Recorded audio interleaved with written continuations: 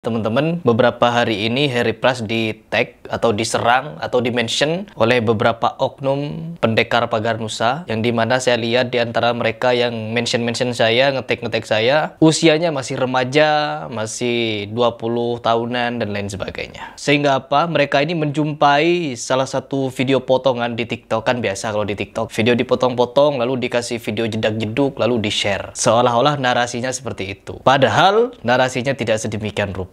Sehingga apa? Ada oknum-oknum yang saya tidak tahu itu siapa dan bagaimana prosesnya. Intinya mereka menggiring opini kalau Harry Pras itu menghina pagar Nusa. Ya, menghina pagar Nusa, menghina ini, menghina itu katanya. Bahkan saya tidak ada kalimat penghinaan di situ. Dan di sini saya ingin memberikan klarifikasi agar kalian sebagai warga pagar Nusa tidak salah paham, karena memang ada beberapa bulan yang lalu orang berkumis dia mencak-mencak ya, meneriaki saya, dan saya malah mereaction parodinya. Oke, di sini letak permasalahan awalnya adalah ketika video ini beredar. Saya tantang kalian semua yang merasa banser, merasa paling banser. Coba kalian yang mengaku paling aswaja, pecahan di tengah-tengah masyarakat.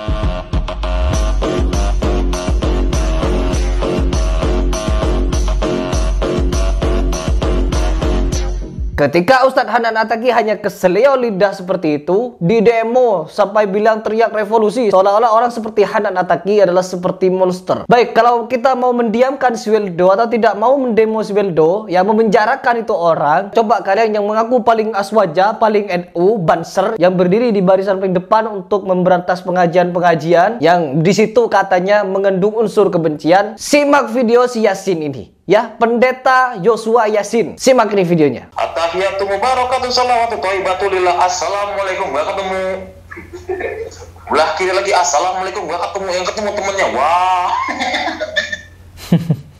Mengecek. Muhammad gak bisa menyelamatkan. Nauzubillah. Muhammad sampai saat ini masih berdosa, saudara. Agar Allah memberikan ampunan kepadamu, Mr. M. Atas dosamu yang lalu dan yang akan datang.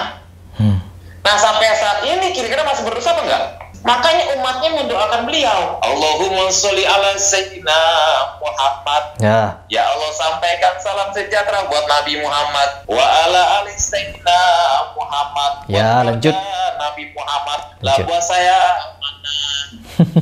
Kenapa? Karena pimpinannya Umi gak bisa baca. Siapa? Mr. M. Mr. M katanya. Mr. M tidak bisa baca. Siapa Mr. M? Nabi Muhammad. Dia membuatnya seperti itu. Lelucon. Iqra ya Muhammad, baca atas nama Tuhanmu. Dia berkata, la an-nabi Horia Jibril, aku gak bisa baca. Bayangin. Seorang pemimpin gak bisa baca, saudara. Tapi kita punya Yesus Allah yang dahsyat. Karena itu janganlah kamu ragu-ragu tentang kiamat itu, dan ikutilah aku di jalan yang lurus. Amin.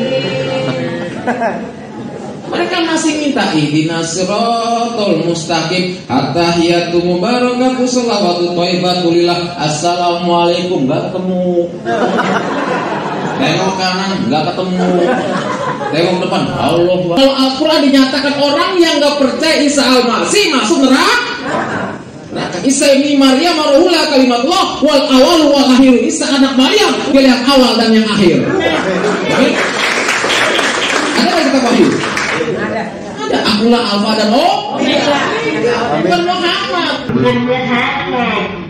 Tidak menimbulkan perpecahan di tengah-tengah masyarakat. Saya tantang kalian semua yang merasa banser, merasa paling banser. Coba kalian yang mengaku paling aswaja, paling NU, banser, yang berdiri di barisan paling depan untuk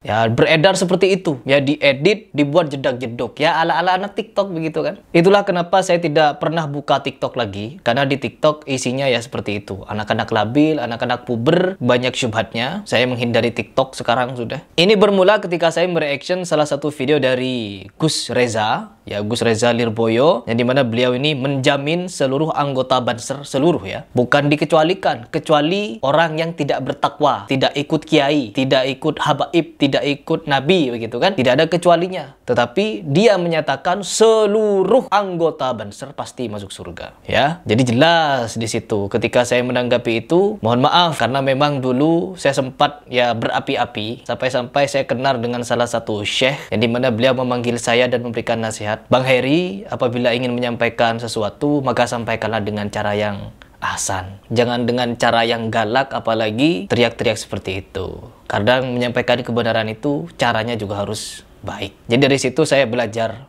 untuk membuat video dengan cara yang lebih santun lagi, meskipun kondisi hati itu marah ketika melihat suatu penyimpangan, syubhat dan penyesatan, tapi saya mencoba untuk mereaction dengan cara yang menyenangkan. Kadang saya juga melucu, tetapi pada intinya pembahasannya harus tetap tegas. Dan di sini kita masuk pada akar permasalahan. Video tersebut yang dipotong-potong itu isinya tidak seperti itu. Apa yang saya tantang adalah ketika orang-orang Banser membubarkan kajiannya Ustadz Hanan Attaqi dan mereka mengucapkan rasa sakit hati kepada Ustadz Hanan Attaqi, yang dimana Ustadz Hanan Attaqi itu katanya menyatakan Nabi Musa itu tenaganya setara preman. Jadi Nabi Musa itu bertenaga preman sehingga apa, mukul orang bisa langsung mati.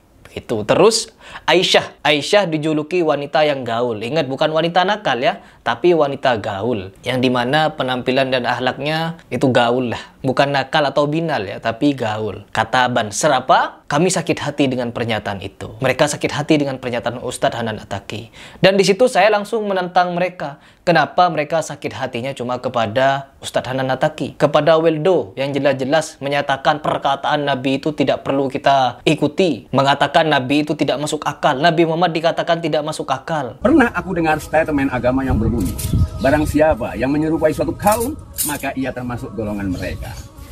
Statement yang tidak logis dan tidak ilmiah ini seringkali dipakai oleh orang yang fanatik beragama tetapi bodoh untuk menjatuhkan martabat dan kehormatan keagamaan dan keimanannya seseorang yang dianggap keluar dan bertentangan dengan aliran pemahaman dan keyakinannya. Apa yang dilakukan Banser? Tidak ngapa-ngapain. Makanya saya tantang Banser, berani nggak untuk mengusut tuntas Weldo? Bukan cuma Weldo. Ketika kemarin Panji Gumilang heboh, kemana Banser? Ini Gufron heboh, kemana Banser? Sedangkan Gufron jelas sesat dan menyesatkan. Oh, saya tahu alasannya apa. Gufron pun berpakaian Banser. Seperti ini. Anggota Banser yang dijamin masuk surga ini pasti masuk surga, cium tangan kepada Gufron. Dijaga Gufronnya. Na'udzubillahi min dzalik. Orang yang jelas-jelas menyesatkan seperti itu malah dicium tangannya, dianggap wali. Apakah seperti itu cara kalian merendahkan Allah? Sehingga apa, mengangkat orang Sontoloyo seperti Gufron ini menjadi wali?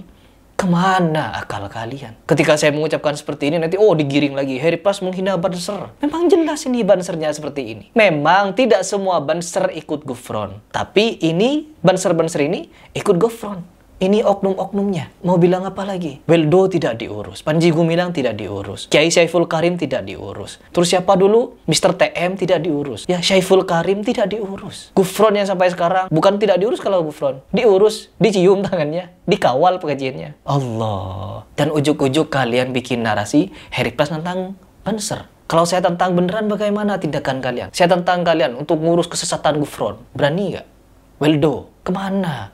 Ada narasi mereka ini yang menjadi Banser pasti pagar Nusa. Oh, pagar Nusanya yang panah. Nyerang Heri Pras dengan kata-kata yang seperti ini. Saya sepil kepada kalian ucapan-ucapan mereka. Ini jelas ditujukan kepada saya, tapi mereka DM-nya kepada akun Pencaksilat Garuda Indonesia.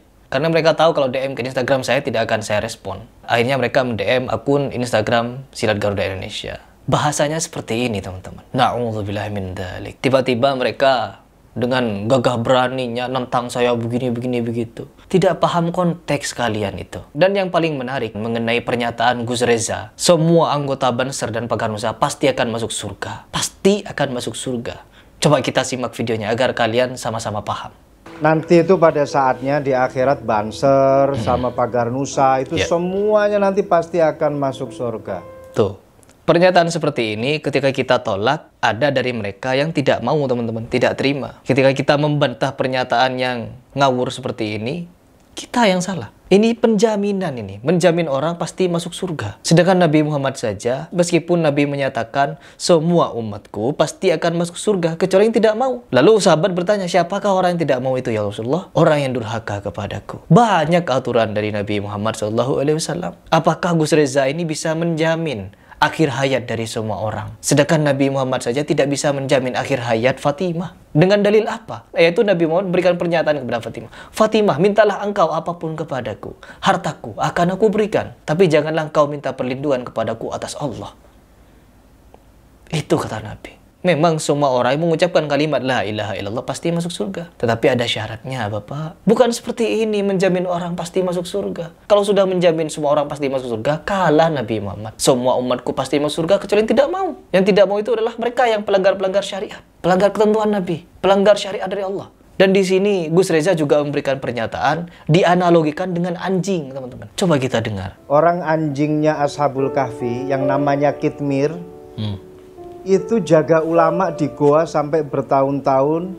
Anjingnya mati, masuk surga karena jaga ulama. Anjing masuk surga, jaga ulama.